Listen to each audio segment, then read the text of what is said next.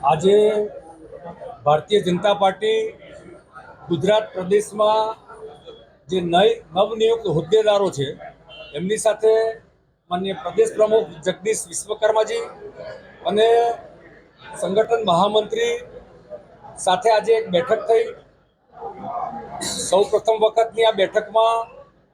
બધા જ જવાબદાર કાર્યકર્તાનો પરિચય થયો અને બેઠકનો મુખ્ય ઉદ્દેશ જે હતો કે એક જવાબદાર હોદ્દેદાર તરીકે એક જવાબદાર કાર્યકર્તાની ભૂમિકા શું હોવી જોઈએ, કેવી રીતે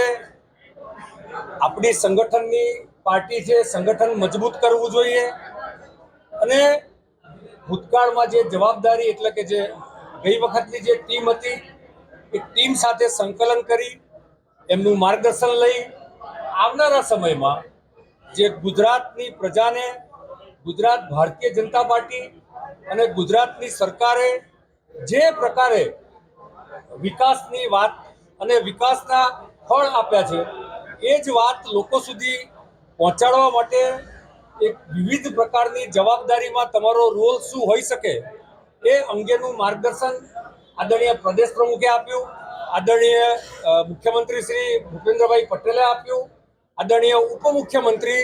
શ્રી હર્ષભાઈ સંઘવીએ આપ્યું। ત્યારબાદ જે જૂની ટીમ છે, જે આઉટગોઈંગ જે ટીમ છે એ ટીમ અને નવી ટીમ જે જવાબદારી સંભાળવા જઈ રહી છે એની સાથે